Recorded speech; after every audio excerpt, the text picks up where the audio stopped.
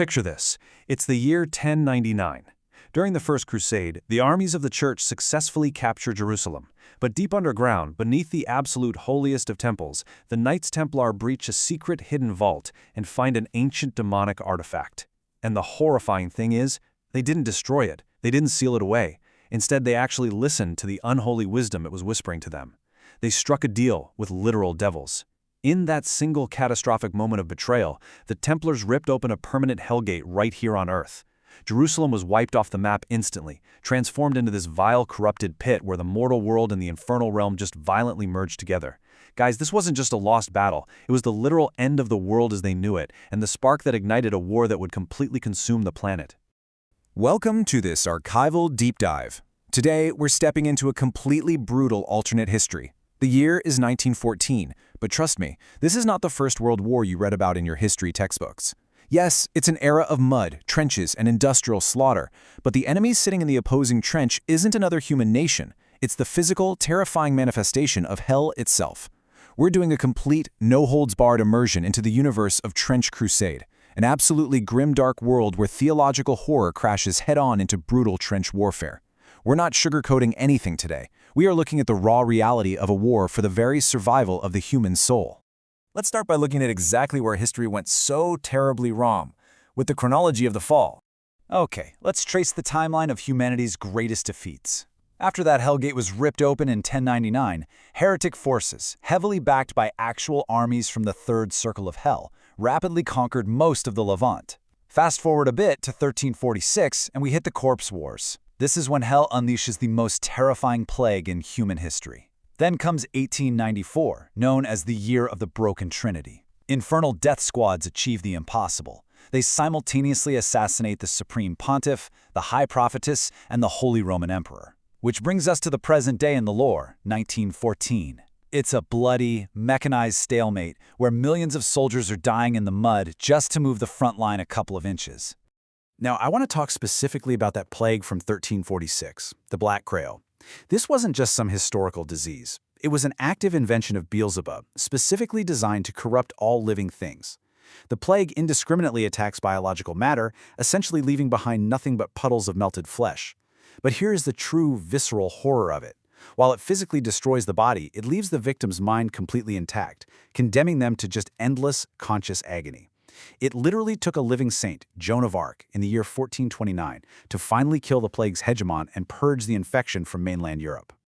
Moving on, let's take a look at the forces actually fighting this massive war, the faithful and the damned.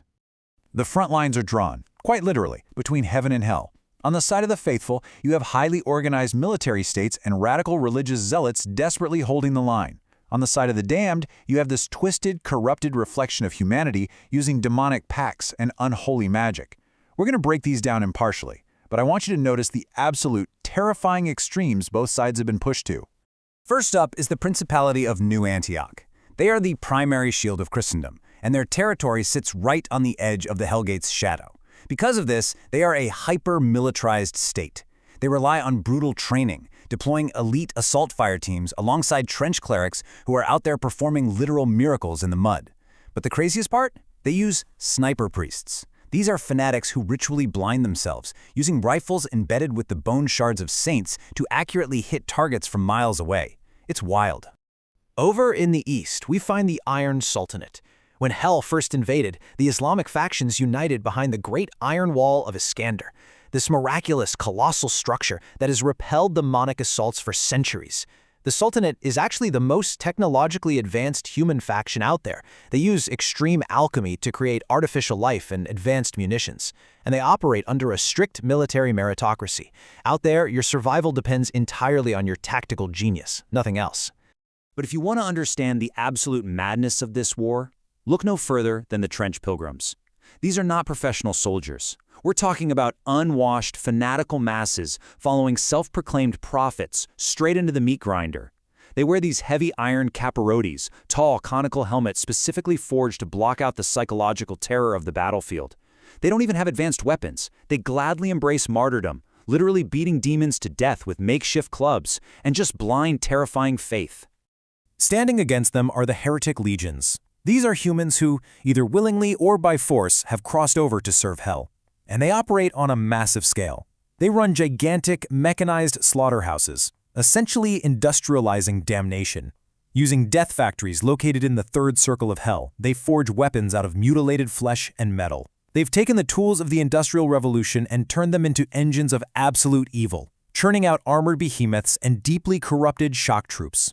So, how exactly do you fight a war like this? Let's look at the clash between the technologies of hell and faith. Just look at this thing, the brazen bull of the Iron Sultanate. This isn't just a machine, it's a living alchemical beast commissioned way back in 1418. It acts as mobile field artillery, sure, but its physical musculature is so dense and powerful that it can literally rip demonic praetors in half with its bare hands. It's a perfect example of the monstrous extreme measures humanity is forced into just to match the raw physical strength of demons. The crucial takeaway here is the contrast. It's a brutal arms race. On one side, humanity uses desperate, relic-fueled technology. Their flamethrowers don't just burn. They pump out consecrated holy oil to spiritually cleanse the Black Grail plague. On the other side, hell utilizes grotesque biomechanics. Their weapons aren't just manufactured, they are grown from demonic flesh. You've got soldiers biologically fused with parasitic hellflies. It is a terrifying battlefield where science and theology have violently crashed into each other. 800 years. That's how long this meat grinder has been churning. Think about the sheer physical toll on the planet itself. Centuries of constant artillery barrages, demonic terraforming, and twisted machinery. Just off the coast of the Levant, so many destroyed tanks and naval ships have piled up that it's created an entirely new landmass called the Corpse Front. People call it the Steel Necropolis, a place where cultists literally worship the scrap metal of millions of dead soldiers. Which brings us to the darkest, most forbidden lore of the setting, the true horrors of no man's land. To hold the lines, the Church created the communicants. These are giant, heavily mutated shock troops. But how do they make them? Prepare yourself for this. They feed a human the flesh and blood of a Metachrist. A Metachrist is a biological clone grown entirely from the genetic material of the Redeemer himself. The physical result is unstoppable regeneration and massive strength, but the theological implications are absolutely chilling. For the sake of pure survival, the Church is committing what might be the most terrifying heresy imaginable. On the demonic side, we have the Court of the Seven-Headed Serpent. Because true, high-ranking demons actually struggle to maintain a physical presence in our reality, hell sends in these twisted half-demons. They wield this dark magic that can manipulate time and reality itself. But that magic requires a fuel source. It is powered entirely by the blood of human slaves and prisoners of war. They are literally turning human suffering into a tangible, deadly battlefield resource. So, with all that heavy lore, how do you actually experience this world? Let's talk about entering the trenches and playing the game. The barrier to entry for this tabletop game is incredibly friendly for newcomers. The digital rules? Totally free.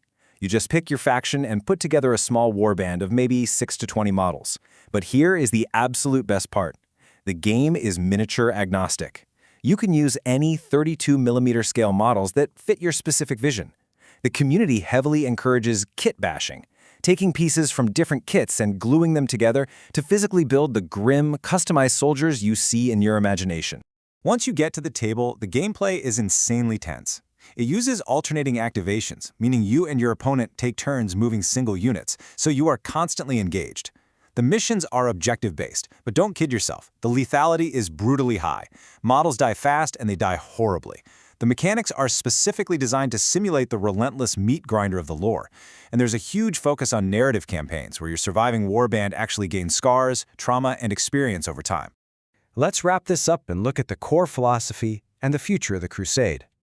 Ultimately, beneath all the mud, the horrific mutations, and the endless artillery fire, the core philosophy of this setting is simple. It's about the indomitable human spirit. This is a story about ordinary, flawed people who are staring down a literal, tangible horde of demons pouring out of the gates of hell, and instead of giving up, they pick up a rifle and absolutely refuse to back down. It's the ultimate story of human endurance in the face of absolute damnation. And that leaves us with one final haunting thought. In a shattered world where survival constantly demands that you become almost as monstrous as the demons you're fighting against, if you were drafted into the bloody mud of no man's land tomorrow, which side would end up claiming your soul?